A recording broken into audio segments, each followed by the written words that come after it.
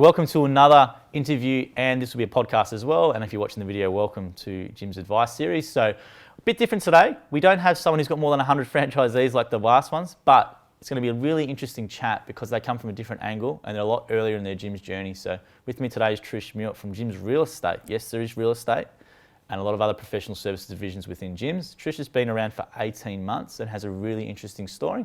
And it hasn't all been easy, which is specifically why I wanted to interview Trish, because in business, not everything is always positive and with roses. Sometimes there's a lot of challenges and bumps along the way, and Trish has certainly had those. So I wanted to get Trish on for a really honest and open chat, and hopefully you can relate to Trish and take some of those advice and some of those things that she's saying and apply them to your own business practices. So thanks for doing this, Trish. No, pleasure, Joel. Glad to be here. And let's get into it. So what were you doing before Jim's 18 months ago? Yeah, so I've been in real estate for probably about 8 or 9 years, so about 2011. So I was primarily in customer service and team leadership prior to that, and had kids, left the workforce, and then decided after my kids were probably sort of 2 to 4, that I wanted a new challenge. I'd always had an interest in property, so decided to go and get my full real estate licence and embark on a real estate career. So yeah, it was a challenge back then. I think when you come back to the workforce after having been out for a while, you know, changing direction can be a bit tough, but yeah, and I've worked in the traditional spectrum, and I've also worked in an alternative model prior to this Jim's venture. So. Yeah. So you've done a traditional agency, then you had to got something else. Now you do this. So what made you decide to do your own venture under the Jim's banner? Yeah, look, it was timing. I think it was a first part that it played the part in that. But look, I think that everyone knows the Jim's brand. It's a trusted brand. So there was already that confidence that when we were talking about clientele, and one of the things that we believe in, which is very similar to what Jim believes in business, is that the client, keeping the client happy and thinking about customer service is really important. And so for us, we felt that real estate definitely could do with another brand there, but certainly a brand that's already trusted in the marketplace. Yeah. So let's talk about the challenges you've had with that brand and associating with your service, because this is a good point to raise. Obviously, brand stretching is something that businesses do and got to be careful of. But with Jim's, obviously, Jim's is traditionally known for its home services. Home services, right? Yeah, absolutely. But real estate, when you think about it, in terms of home services, well, we do home services. Why not sell your home or manage your property for you? Or I think it's very much a connector of the home services. Yeah. So for me, I felt that it was probably one of those areas that were missing from the Jim's group. Yeah. So, I mean, it's fantastic that there's so many areas and so many different divisions now of the Jim's group. And I think we're at, what are we at, 50 50 plus, 50. Yeah, 50 plus. 50, yeah. So, and it's fantastic as well that there's complementary divisions already there. So like finance and conveyancing. So, which is great. So those together, I think that when we, for example, if we're selling, preparing a home for sale, or we do property management as well. So like when we're doing property management, we've already got a suite of team members who are already over those services. So yeah. No, I know it hasn't been that easy for you in 18 months. So what trouble are you finding? Because what you're saying makes really common sense to me, but the actual public consumer might not be thinking that. And I know the stuff that done probably showed that. Yeah. So what are some of the challenges you've had? Look, I think definitely, without a doubt, there is, I think, that slight thought that it's a mower or someone who mows lawns who's actually selling my home. Yeah. So to try and make that gap between home services into some of your more compliant areas, so like finance, conveyancing and real estate, you know, there's compliance and legislation issues in every state. So we need to be very vigilant around that. So I think the challenge of moving a brand that's known for home services into those sorts of arenas is tough.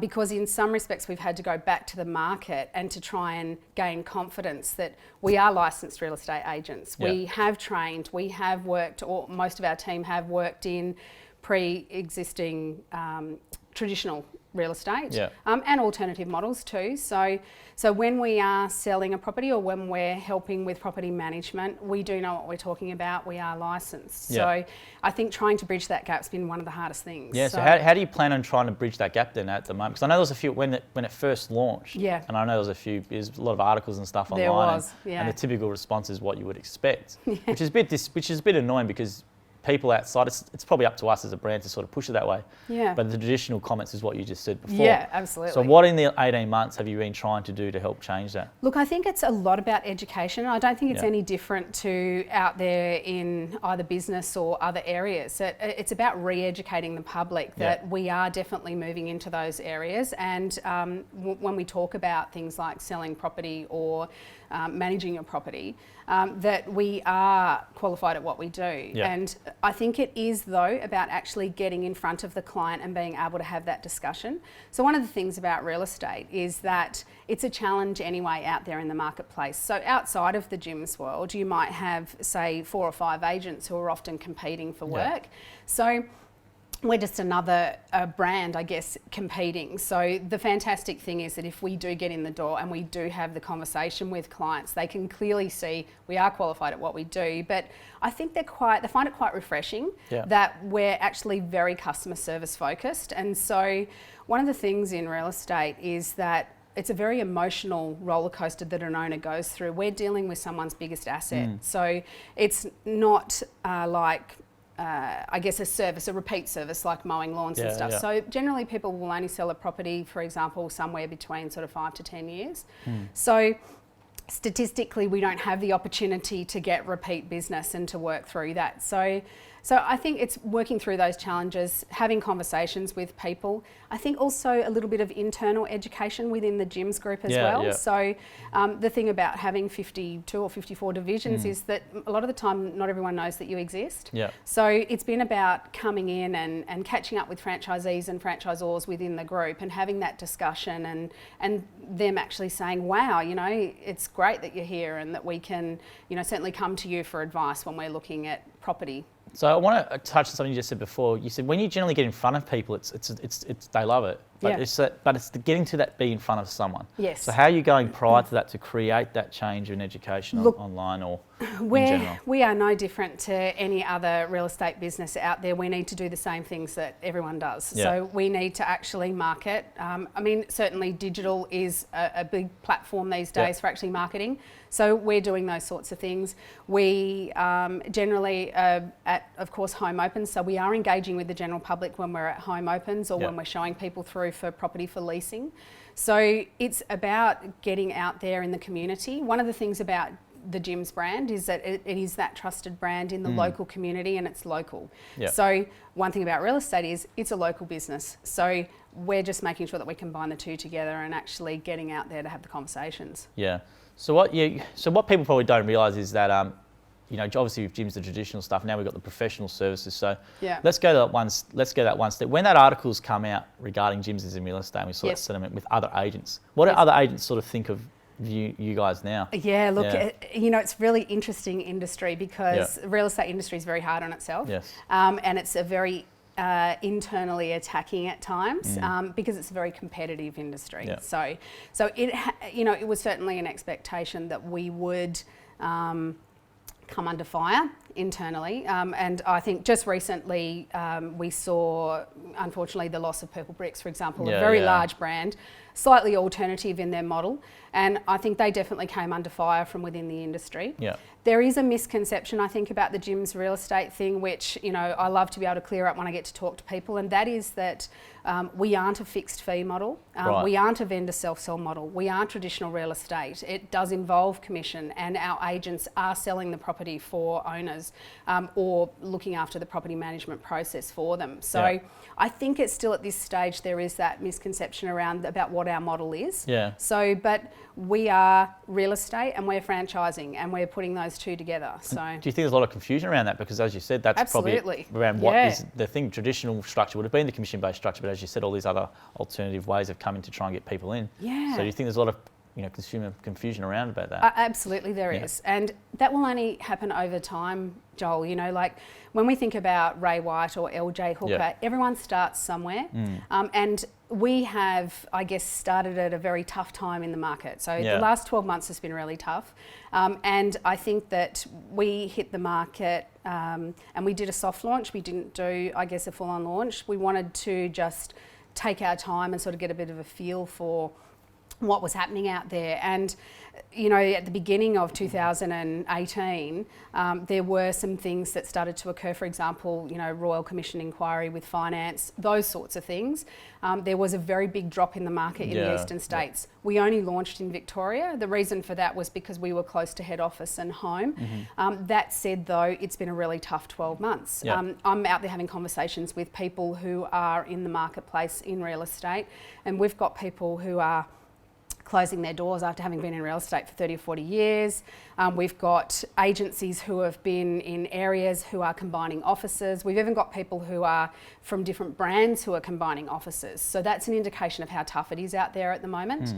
We made the decision probably about 8 months ago that although the market was really tough at the moment, that we decided that we would slow down our recruitment process. We would just take it easy and bed down for a period of time, weather the first part of the storm, and then get ourselves into a position where our foundations were right for, you know, hitting the market when that changes. Well, do you think with the recent election, do you think the result helps you guys? Yeah, look, I think, you know, certainly the property market and certain components of that in the lead up, it was property was going to be very much affected by the outcome.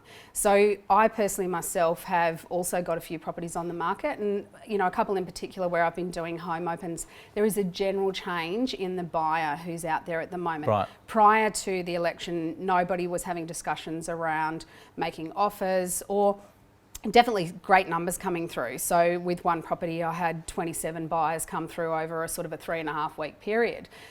So the numbers were there, but nobody wanted to make a decision because they were really concerned if they did make a decision and then the outcome of the election went one way or the other, how would that impact them? So I would definitely say on a positive note, you know, the result has helped us and the general feel out there at the moment. So I'm glad that we're now at the position where we've got a few of those bigger things out of the way. Now we can just concentrate on what we do well, which is assisting people with their property transactions. So well, I want to touch on something you said prior. What's kept you going? Because you're grinding through, because you said there's been more people for 30, 40 years are shutting their doors, yet you're a new 18 months and you're still here. So what's been able to keep you going through that time? I think that there has to be some level of personal tenacity and strength. I think, no doubt. We have 3 regional franchisors in Victoria.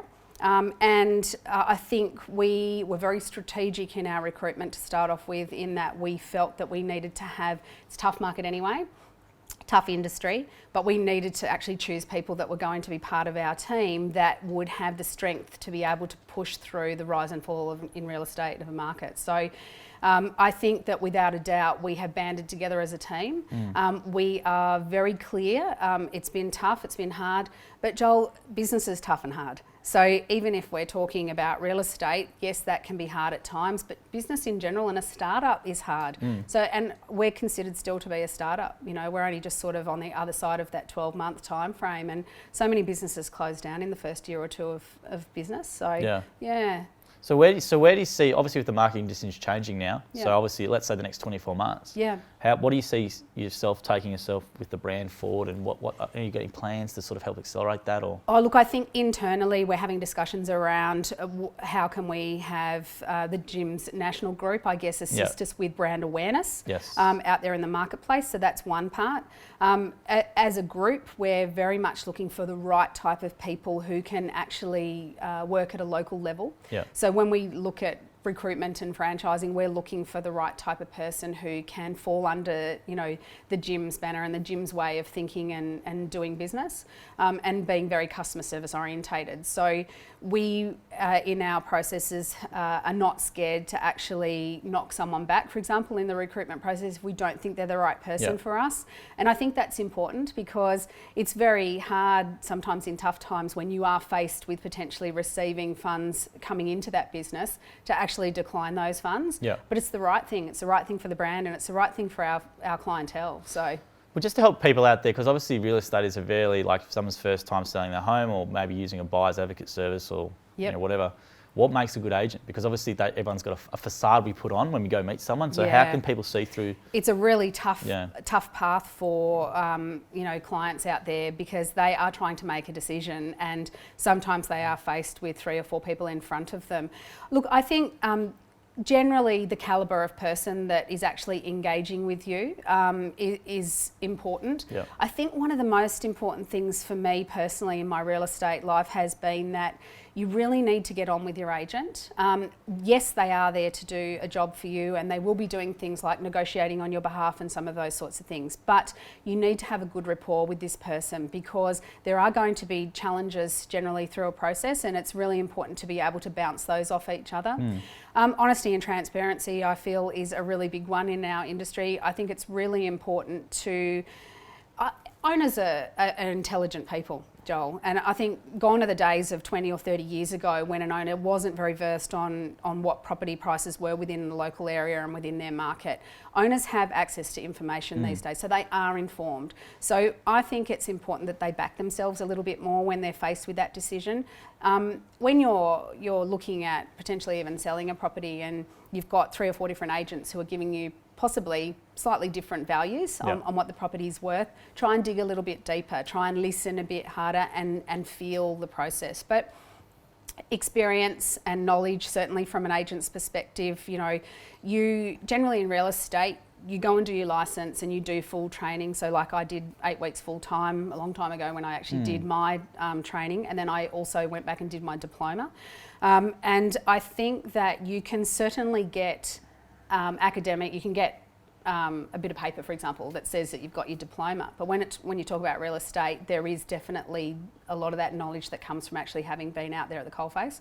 So, and helping people sell their homes and helping people with property management, because there's so many different variables. So, and often that just comes from time and experience. So, I think if you do have, sometimes you might have an agent who's newer to the market, and their challenge often can be that they will have people say, well, how long have you been in the market and how many properties have you sold?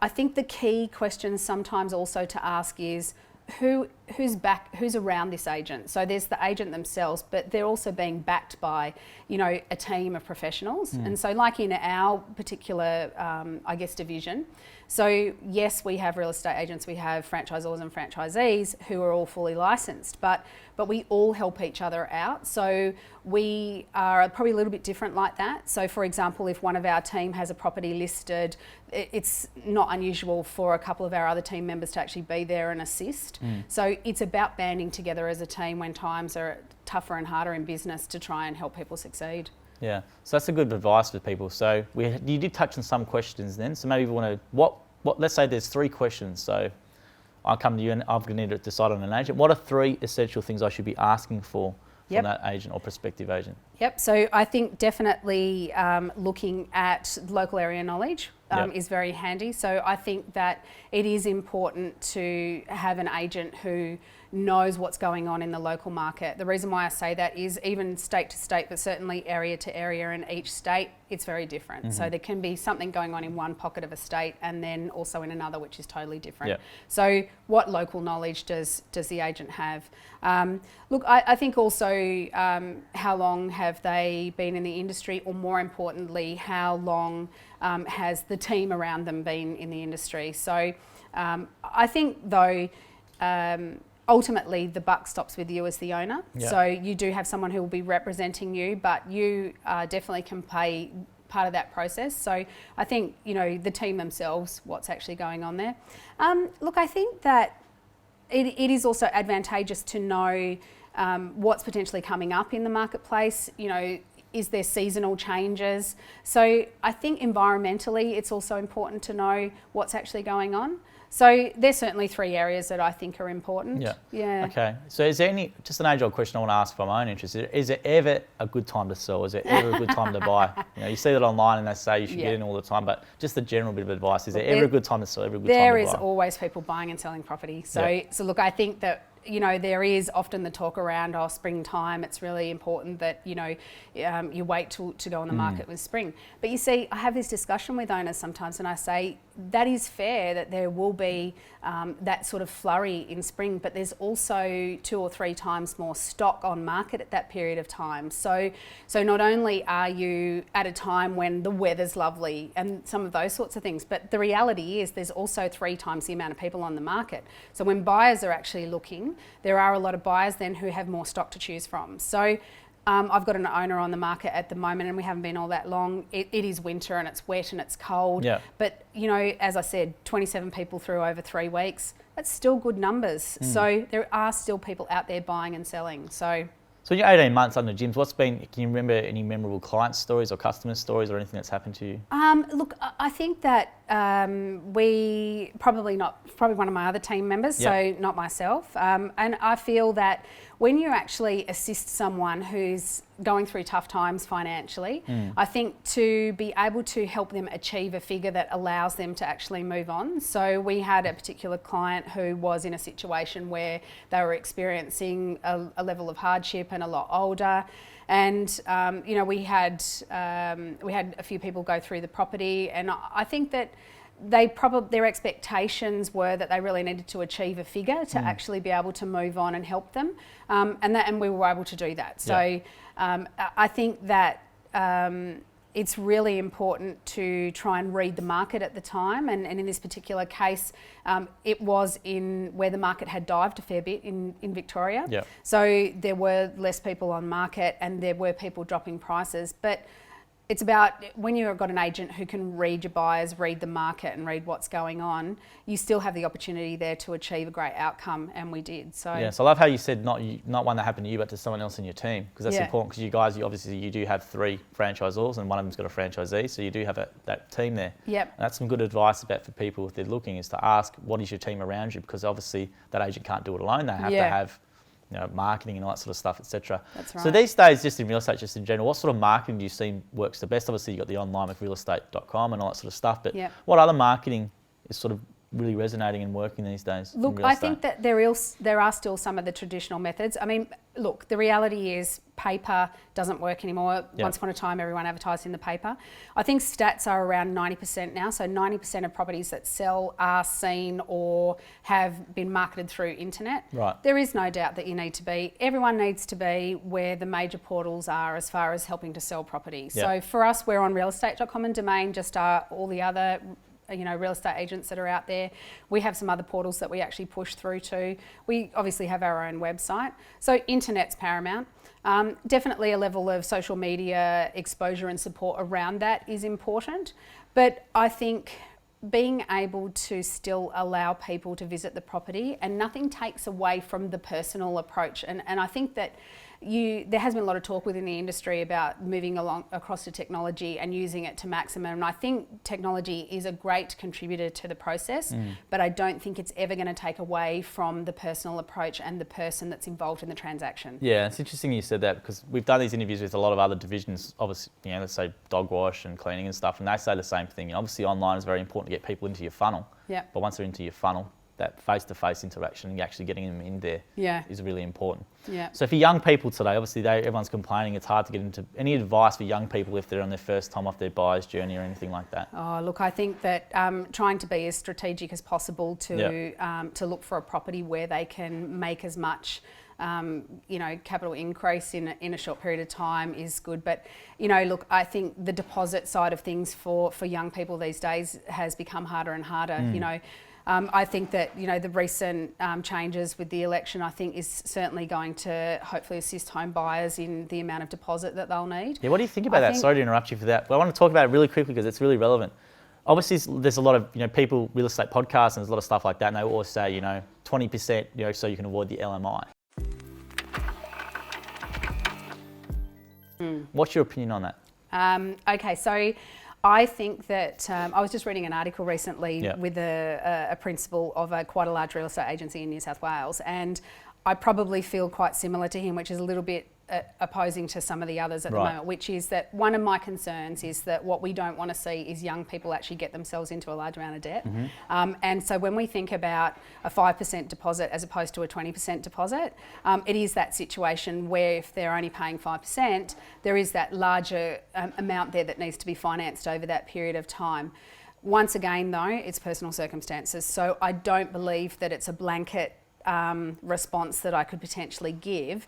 I do think that it's about weighing up the options. And so for some people, though, to be able to get into the market in the first place can be highly advantageous. So a 5% deposit, for example, would help someone maybe get into the market that they wouldn't be able to normally.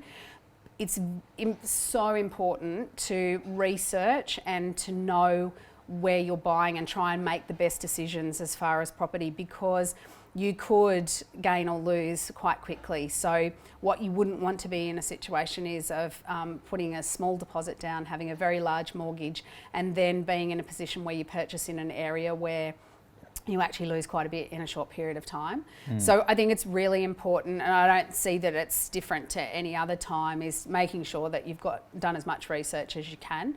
I think that, I think it's very personal, Joel, but I do feel that we probably needed to have a change. Having a 20% deposit where the general price of property in most areas is anywhere from sort of $400,000 to $800,000, that's a considerable amount of money. So if you're coming into the marketplace, being able to, get yourself into a position where you can get a deposit together can be quite hard. And there's been so many changes. Well, like for example, once upon a time, your parents could come along and, guarantee the purchase of a property.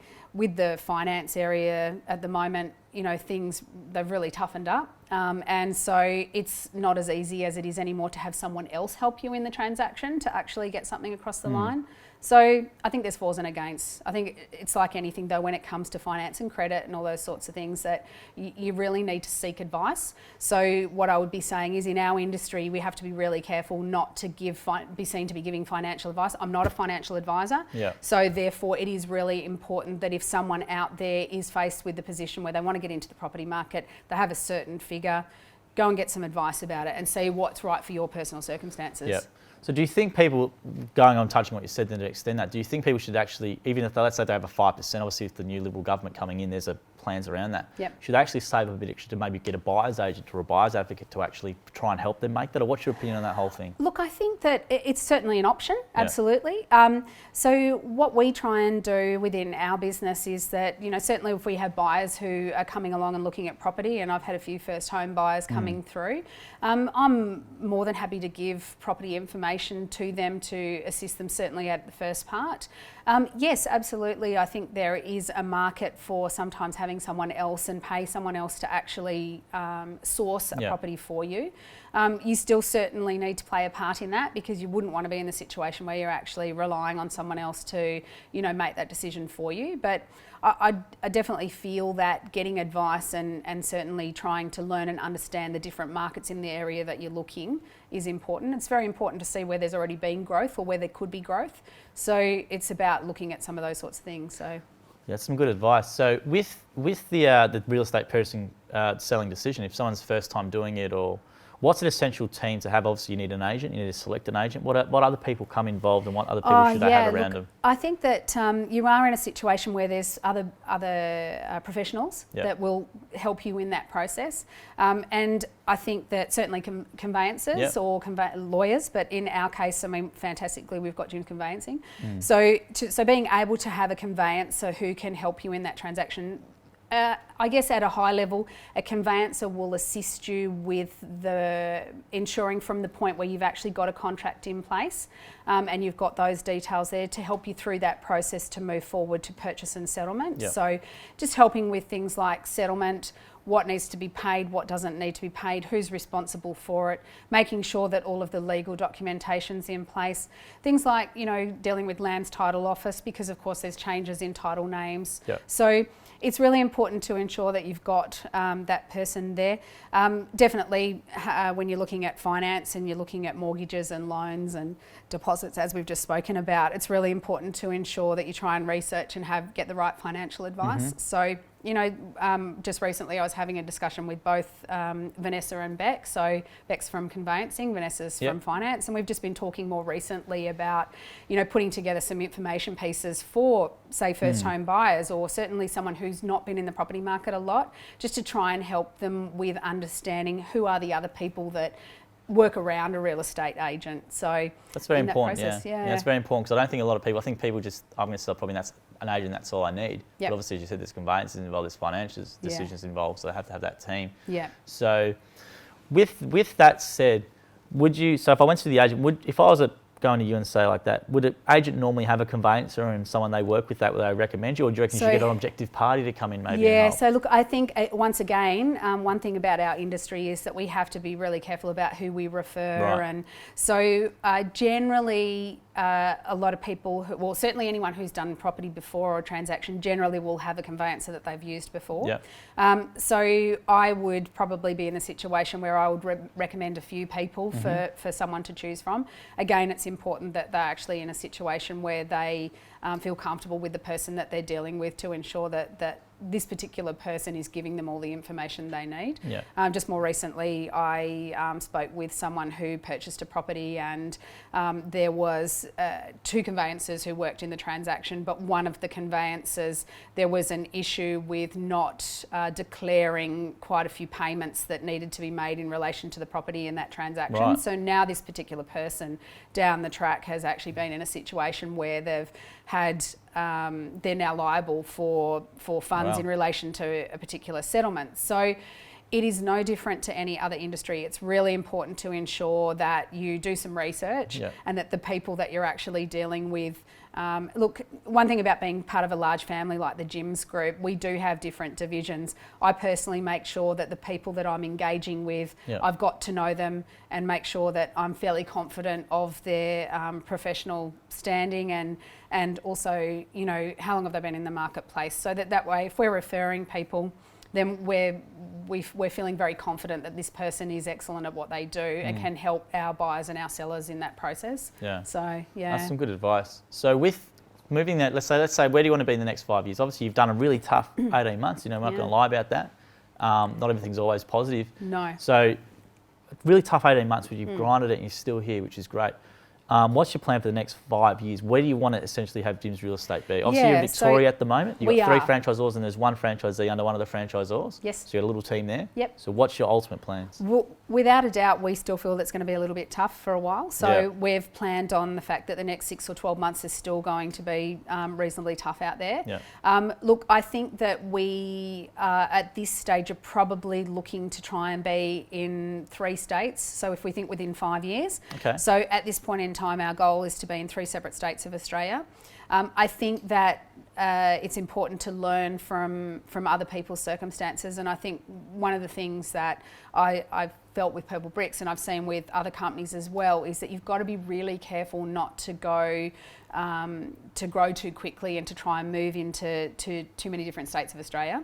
So for us, it's about being strategic in our planning and where we actually roll out. So I think we will stay here still for a period of time, and then we'll probably look to introduce another state within the next 12 months, and then probably in the 12 to 24 months after that, we'll probably introduce another state.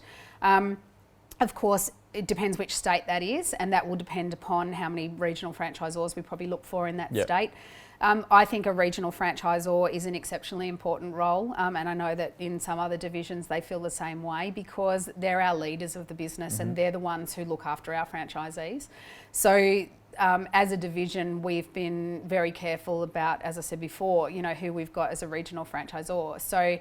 So in each of those states, we would very much like to have at least 2 to 3 regional franchisors. I think it's really important that if we do roll out another state, that we're in the situation where that there's a team together who can actually assist each other, because it's like any other different business out there. You don't want to be in a situation where you've got a head office in one state and then you've got one lone person working in a state. In franchising, it's, I think, often referred to as an orphan franchisee. So what we don't want to do is have that situation. So we're being very careful about how we roll out. But look, I think we would definitely like to have another 2 states with 2 to 3 regional franchisors. And then I think probably each of those regional franchisors having potentially 2 franchisees. So we're probably looking at 6 to 8 at minimum. Joel, I think you've been in franchising around the Jim's Group for quite a while, and I think you're also very aware that when you're looking for the right type of people, growth is for the right reasons, not for, you know, just trying to put on numbers. And so one of the things that we don't want to do is we don't want to just put on people for the sake of it, because we want to make sure we've got the right team. That's really important, and that if we do see that, it never works in the long run anyway. It doesn't. That's important. People do make the difference, you know. With franchising, it's very true. Whoever leads that division at the top, if you get that person right, it generally flows right down and it works really well. If that person doesn't get right at the top, it generally can end in a disaster. Absolutely. And that just goes for any business in general, right? It's not just franchising, that's any business. It starts with the leader. So if the leader is good, like yourself, we hope it generally flows down. So the reason why it was important to have you on, as I said, was the grind. So with that being said, what obviously you're going to bat down the hatches for the next 12 to 12 months. What actually is just going to keep you going on a personal level through that? Because obviously a lot of people will be in a similar situation where they're in business for 2 years. They might be still knocking their head against the wall. What do you do? What strategies do you have in place to just keep you going? Like it's a very mentally challenging thing. So definitely having great people around you to help motivate you. Because I think life is one of those things that sometimes you do wake up and you think, can I keep pushing through?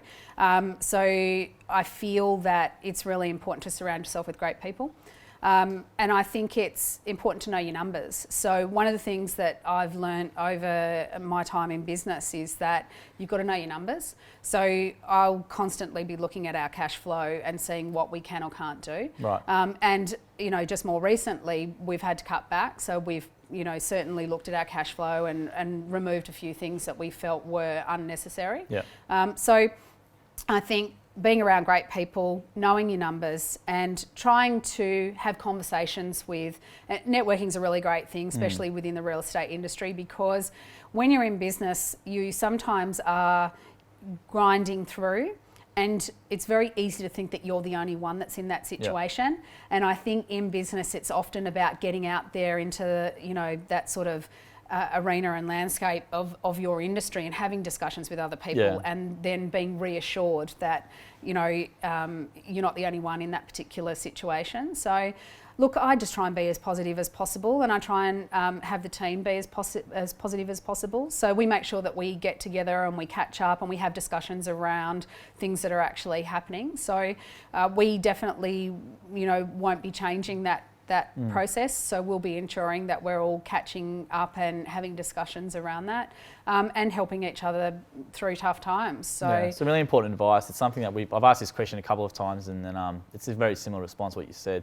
Having conversations, I think, is what is really important, and being able to speak up. Because as you said, you probably, when people get in their bubble and think it's only to them, as you said. However, when you actually talk to other people, you realise it's the same struggle and grind for everyone else. No, that's right. And look, Joel, people do business with people that they know, like and trust. So, and it's very hard to actually get that across if you're not actually engaging with people physically and having conversations. So, the team and I have that discussion that you need to be out there networking. You need to be having those conversations and I guess getting a bit of a feel for what's actually going on. That's business in general. So that's outside of real estate. So I think that what's really important is that we remember that we're all in it together. And more recently, there's been quite a lot of negative media coverage over franchising. And I think that one of the things that happens when an industry is scrutinised is that often everyone's thrown into the same basket. And so the gym's franchising model is very different to some other franchising models out there. And certainly the way we work is very different. The way gym works is very different. So there's plenty of conversations I've had with people outside of here, and there's an expectation that we are run in a traditional corporate manner and corporate structure, which is so far from the truth, as we know. So I think that it's really important that when you're actually out there in any walk of life, don't assume that everything is the same. And so franchising, yes, is a particular type of industry or a type of model, but not everyone runs their franchise business exactly the same way, and we don't. That's a very excellent point. So we're about to leave it there, but I just want to say, where in Victoria do you cover at the moment? What areas are you covering in the suburbs? So most of our team are sort of your southeast, outer southeast. We've got, I guess, pretty well if you drew a line through the centre of Melbourne. So everything east and south, we've got great coverage. So we're looking for some great team members. Obviously west is booming, west and north, So we've had some great conversations with people. We haven't got anyone at the moment in that area. I'd love to have someone in that area. But the great thing about our model is, and the great thing about the gym's franchise structure and the way that the lead allocation works is, what does work a little bit differently. So there's nothing stopping any of our team from actually working anywhere else. The great thing is that our team does have contacts in the west and the north, so they are a little bit over what's going on in the marketplace. So as far as at a local level. Yep. That's where we are at the moment. Nice. Yeah. So where can people find a bit more about Jim's real estate? So what do they have to do? Yep. So look, definitely just pop onto our website. Yep. So Jim's Real Estate. Yep. And I think there you'll get a little bit of information. You can actually pop in your details and you can have someone who can contact you from your area. Yep. So I think if you Googled us, probably I've done a few interviews There'll before. be some articles and stuff coming out. Yeah. So, we've done a few interviews with the Financial Review. Yes. And we've had a bit of engagement with Real Estate Business Online. So, but just pick up the phone and call our 13 number. I mean, the great thing about 546, yeah. That's it. We'll get that one. That's it. And and certainly, call and have a chat. I think that in real estate, a lot of people avoid talking to real estate agents because they feel they're going to get hounded. That's a very good point, actually. That's a very, very good point. Yeah. So, but look, rest assured, we're about trying to give people information that they need to make an informed decision as to whether, we're right for them or not.